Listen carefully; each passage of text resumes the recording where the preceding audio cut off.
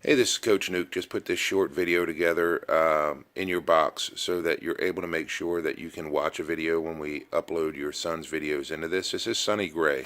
I like using him because he is probably about 5'10", and a gigantic guy, but throws gigantic numbers, 95 and up, because he really has to have all his mechanics perfect in this. So what you're going to see him do is lifting the leg up to start the beginning of the stride. So I'll take him to the top of the leg lift, which is right about here. It's the top of the leg lift. So you can see at this point how his body, I know it's not a true side shot, but his body starts to get inside of this drive leg. That's ASMI talks about high velocity pitchers will get their bodies moving earlier.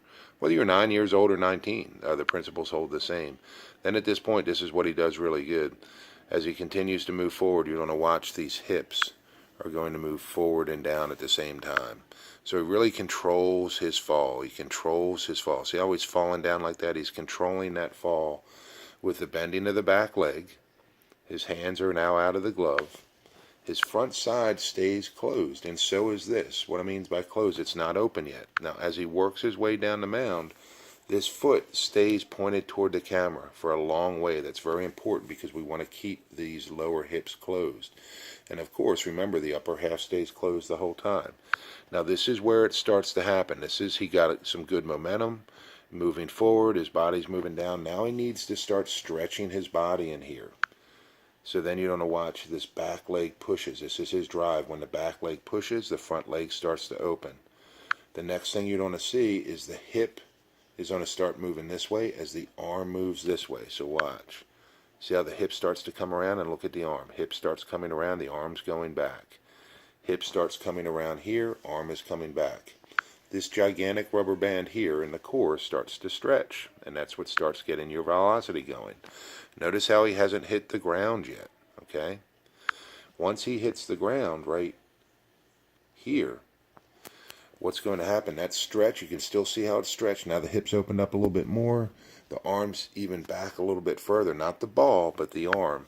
Then at this point, when he hits, notice how his heel's up on the ground at foot plant. He really pushed through.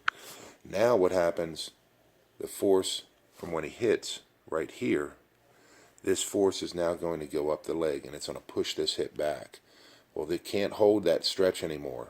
So what happens when this pushes back, it releases like a trigger on a gun. That's the end of the stride. That's about 0.6, 0.7 seconds of the stride.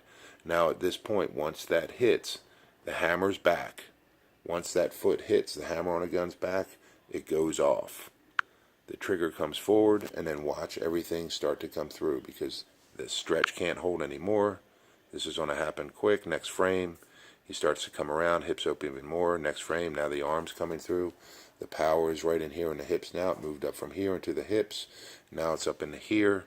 And because he had momentum, the trunk's going to start going forward, or the chest starts going forward right here. And now the power's up into here with the arm, and the arm's laying back. And then catapult forward, releasing the ball. What he does really good, watch his front leg. This is where he gets all his power. When he hits right there on the front leg, watch, his leg doesn't move. Well, it does move. The camera's moving too, though. But what happens, it stabilizes. It doesn't keep bending. It stops.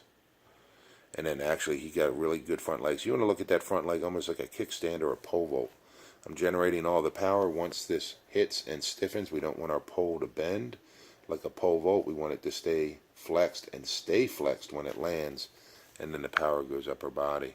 And that's how you throw 95, being 5'10". One of the best in the game at that.